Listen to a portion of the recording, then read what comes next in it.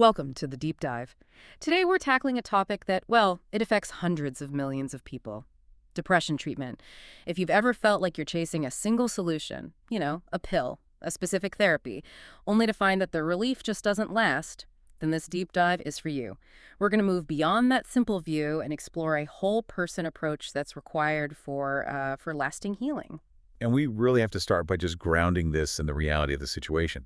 The scale of this is, it's immense. You're looking at over 300 million people globally living with depression, and those rates are climbing. But here's the statistic that really drove this deep dive for us.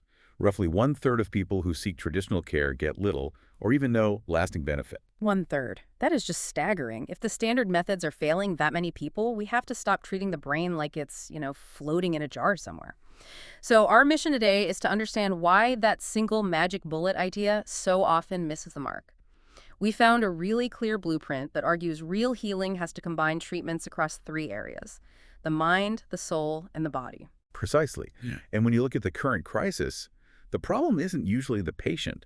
It's the single-dimensional approach. Depression is almost never caused by just one thing. It's a convergence of everything: nutritional, physical, emotional, you name it.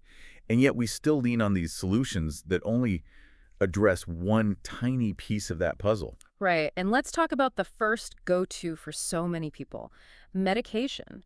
The sources we looked at highlight some really troubling trends. Overprescription is a big one. It's apparently not uncommon for a new client to walk in already taking 5 or more different medications. And those drugs can interact in ways that are, frankly, dangerous and unpredictable. It gets even stranger. This part really surprised me. Did you know that over 200 commonly prescribed drugs, and these are for things like pain, blood pressure, even antacids, they carry warnings that depression or suicide are potential side effects? Wait, 200? That is shocking. So you could be taking a drug for chronic pain and have no idea it's actually tanking your serotonin levels? The doctor might not connect it. The patient certainly wouldn't. They could be completely blind to the cause. Absolutely. And even when we look at the drugs designed for depression, like SSRIs, the limitations are pretty stark. Yeah. In a lot of studies, they only do marginally better than a placebo. Mm-hmm. But the real issue, the thing we have to focus on, is the relapse rate. It's incredibly high. We're talking 65 to 80% of people relapse within a year. And that's the core question, isn't it? If a drug works for a little while, why do people fall back so quickly? Is it because we're just patching over a symptom instead of fixing the root cause? That's exactly what the data suggests. You're treating the chemical symptom, but ignoring the physical and emotional drivers. Yeah. And it's a similar story with talk therapy. Even something structured like CBT can struggle with severe depression because it often doesn't account for the physical side: sleep, gut health, inflammation. And honestly, it's just too slow for someone in an acute crisis. It reminds me of that car mechanic analogy we found.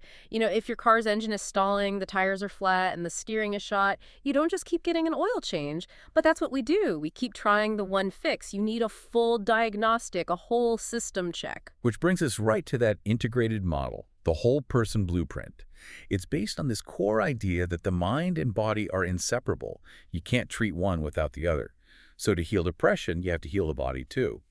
And crucially, you need what the sources call the spiritual process, things like purpose and connection, to act as the foundation for all the other changes. Okay, let's make this real. We found a case study of a man named John that just perfectly illustrates this.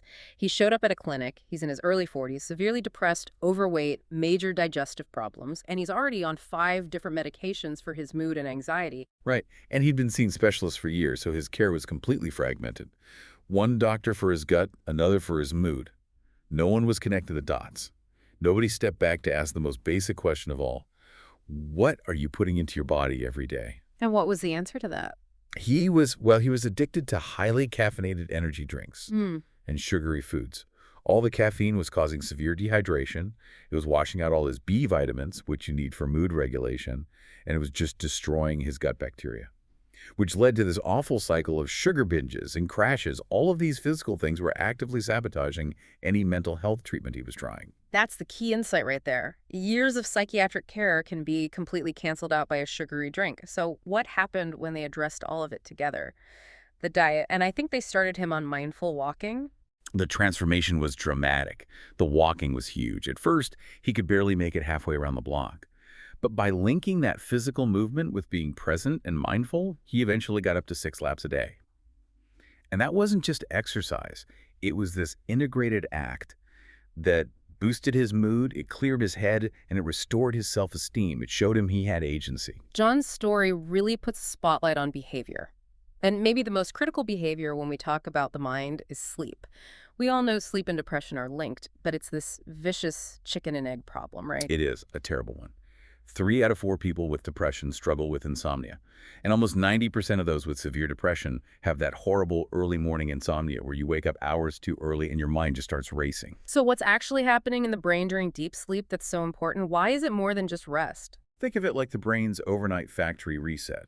In sleep stages 3 and 4, what they call priority sleep, your brain is literally synthesizing neurochemicals, serotonin, dopamine, Yeah. and your body is releasing growth hormone for physical repair. If you miss out on that deep, slow-wave sleep, your brain is starved of the raw materials for a good mood.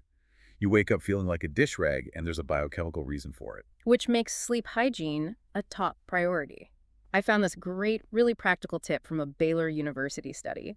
They found that writing a future-oriented to-do list for just 5 minutes before bed helped people fall asleep 9 minutes faster than writing about what they did that day. It just shifts the brain out of that obsessive rumination and into proactive planning. And that proactive idea is critical. It leads us right into the next mental minefield. Technology misuse. Look, the tech itself isn't evil, but the way we use it can actively fuel depression. And there's that physical connection again. When people are asked to do a digital detox, a lot of them show actual physical withdrawal symptoms. Agitation, sweaty palms, a racing heart. Things you'd associate with quitting alcohol or drugs. Exactly, and that points to the hidden costs. First, you have the addiction. Research shows the brain responds to likes and notifications a lot like it responds to opioids. The phone becomes a sort of digital heroin, giving you these little hits of pleasure that just reinforce the underlying hopelessness. Then there's the isolation. You get this instant intimacy online, but it's missing all the nonverbal cues, the eye contact, the shared space that you need for real human connection. So you feel like you're connecting, but it just reinforces this deep, private feeling that something's wrong with you because it never feels truly satisfying. And finally, there's the toxic content itself. That constant exposure to what some people call doom porn, the nonstop feed of war, disaster, political fighting. It just drills in this feeling of powerlessness, that the world is ending and you can't do anything about it, which is pretty much the perfect recipe for depression. Okay, so we've covered the mind thought patterns, sleep, tech, and we'll get to the body. But what holds it all together? The sources point to the soul, the realm of meaning, purpose, and emotion. This is where we find the terrible triplets, 3 emotions that anchor people in depression: anger, guilt, and fear. And these aren't just, bad feelings. They are measurable stressors on the body. Chronic, unresolved anger and fear mean your stress response system is always on. You're just bathing your organs in a constant flood of cortisol and adrenaline. And there it is again. That chronic stress leads directly to inflammation. Exactly. Inflammation is no longer seen as just a physical thing. It's now considered central to many psychiatric illnesses. Yeah. Then you add in false guilt. That's guilt that's unwarranted or way out of proportion. That creates this pervasive sense of worthlessness, which is a powerful precursor to a depressive identity. It's like that hidden anchor analogy, the case of the firefighter, Andrew. He had all this suppressed trauma and anger. Until you pull up that anchor, any other changes you make, diet, exercise, they just won't work. The ship can't sail. So if anger and fear are the anchors, how do we cut the rope? This is where the idea of forgiveness comes in. We have to be really clear about this because I think people hear forgiveness and think it's about letting someone else off the hook. That's the key misunderstanding. Forgiveness is a radically self-liberating act. It is not about excusing what happened. It is not about letting an offender off the hook. It is a get-out-of-jail-free card for you. You are cutting the toxic cord that ties you to that past pain. The studies are clear. People who practice it see dramatic drops in anxiety, depression, and stress. They're turning off that chronic stress response. And it has to be broad, right? It's not just forgiving other people. It includes forgiving yourself, treating your younger self with compassion, and even forgiving God or life for those things you just couldn't control. It's about accepting the past as the past and choosing to stop paying for it with your health today. Okay, let's shift gears fully to the body, starting with movement. We all kind of know exercise is good for us, but I don't think we appreciate just how massive the mood boost is. No, and the data really shatters the "I have to be a marathon runner" myth. Studies show that even low-intensity activity for just 1 hour a week, just 1 hour, provides most of the benefits for preventing depression. In fact, sedentary people are 44% more likely to develop depression. The goal is just consistency over intensity. Just move. And it's not just a distraction, it's actually changing the brain's chemistry. Exercise can triple the production of something called BDNF, which is like fertilizer for new brain connections. Plus, you get that rush of norepinephrine, dopamine, endorphins. It's a natural, sustainable mood lift. Then there's nutrition and toxins. It sounds so basic, but good food equals good mood is a scientific fact. Things like artificial sweeteners and preservatives, they're neurotoxins. They directly interfere with your nerve cells. Yeah. And a poor diet creates inflammation, which, again, is tied directly to the severity of depression. Which brings us to what feels like the new frontier in all of this: gut health.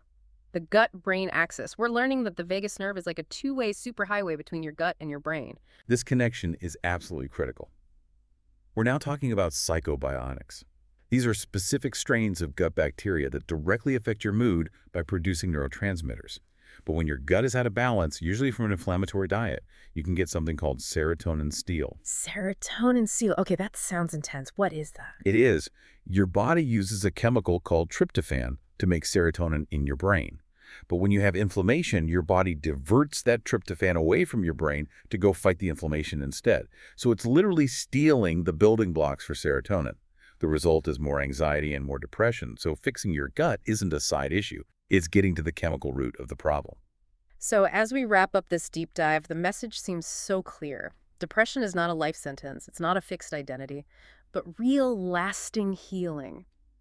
It takes courage, and it takes a willingness to look at all the puzzle pieces together: mind, soul, and body. And if you're listening to this and you're faced with changes that seem really hard, a total diet change, a digital detox, the question to ask yourself is the one we found in the source material.